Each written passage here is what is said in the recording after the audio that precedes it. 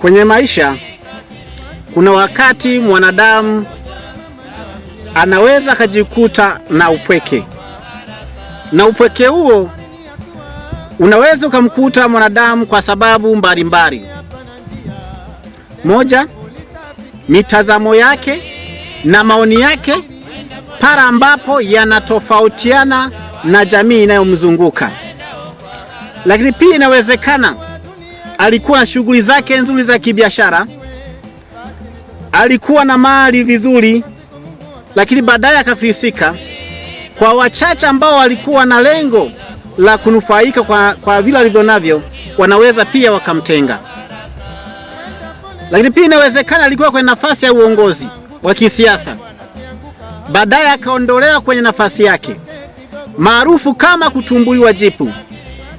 Kuna wakati wanadamu wanaweza wakamtenga, lakini ukweli usiopingika, upweke ni bahati.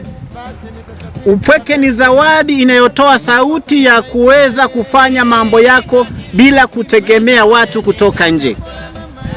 Na upweke ni zawadi ya kiukombozi inayokukomboa kifikra, kuweza kufanya mambo yako bila kukua kama kinyonga.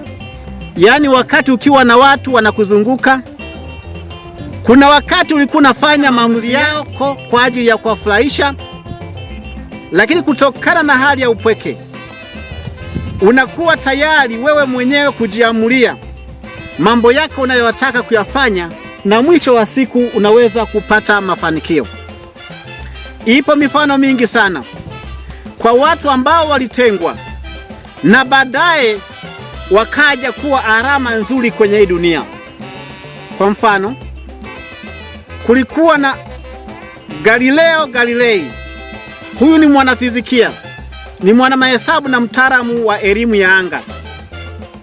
Alipokuja na mitazamo yake, na hasa mtazamo unaosema dunia inalizunguka jua, ilionekana analeta mafundisho ambayo yako kinyume na mafundisho rasmi yaliyokuwa nafundishwa wakati ule.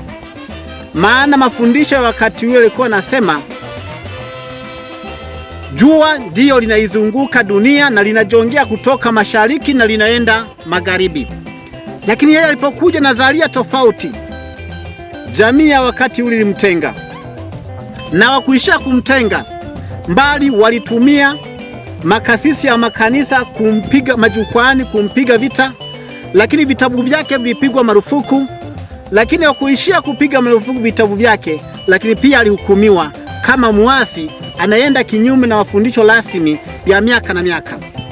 Lakini mwisho wa siku, miaka mingi baadaye, wamekuja kukiri kwamba walimhukumu kimakosa, yeye ndio alikuwa sahihi, na mpaka sasa madarasani wanafunzi wanafundishwa kwamba dunia ndiyo inayolizunguka jua.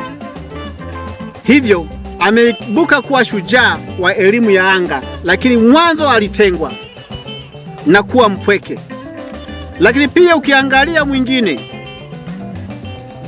Albert Einstein, huyu ni mwanamapinduzi kwenye masuala ya sayansi na hasa kutengeneza mabomu ya atomic nuclear, na aliyeleta formula inayosema E iko 2mc². Wakati anaanza shule alikuwa ni mpweke, walimu wake walimtenga, na baadhi ya walimu walisema kwamba ana ulemavu wa akili. Lakini kutokana na yeye namna alivyojikubali,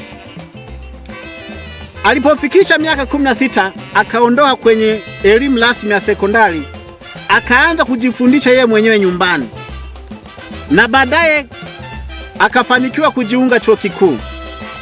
Alipofika chuo kikuu alikuwa tayari na nadharia zake ambazo zinatofautiana na nadharia wanayofundishwa wenzake darasani. Mwalimu aliyekuwa anamfundisha alipomuona kwamba na nadharia tofauti, si tu kwamba kumtenga, bali aliamua kumfukuza, kwani aliona atawaasili hata wanafunzi wenzake. Lakini baadaye alipokuwa na miaka 26 alifanya utafiti wake wa kutosha, akaandika andiko lake kuhusu uvumbuzi wa kanuni mpya na hasa za zinazotumika kutengeneza mabomu ya atomiki, ikiwemo na ile ya E = mc². Baada ya hapo, kanuni zake zilionekana zina tija na mafanikio makubwa na mapinduzi makubwa kwenye nyanja ya kisayansi. Vyuo vikuu mbalimbali vilianza kumtafuta akafundishe. Ukienda kwenye vyuo vikuu vya Uingereza walimtafuta, vya Ujerumani walimtafuta, vya Marekani walimtafuta, na mwisho wa siku amekuja kuonekana ni shujaa wa kanuni zinazotumika kutengeneza mabomu ya atomiki. Kwa hiyo katika hii dunia unapopaswa kutengwa na kuwa mpweke, isiwe kigezo cha wewe kushindwa kutimiza ndoto zako.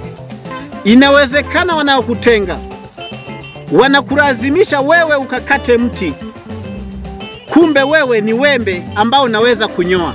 Inawezekana wakutenga, wanakulazimisha uende ukanyoe nywele, kumbe wewe ni shoka ambaye unapaswa kwenda kukata mti. Hivyo basi, upweke ni zawadi ambayo inaweza kusaidia kufanya mambo kwenye dunia ambayo yanaendana kusudi la wewe kuwepo hapa duniani, lakini pia kuweza kuacha alama kabla Mwenyezi Mungu hajachukua roho yake.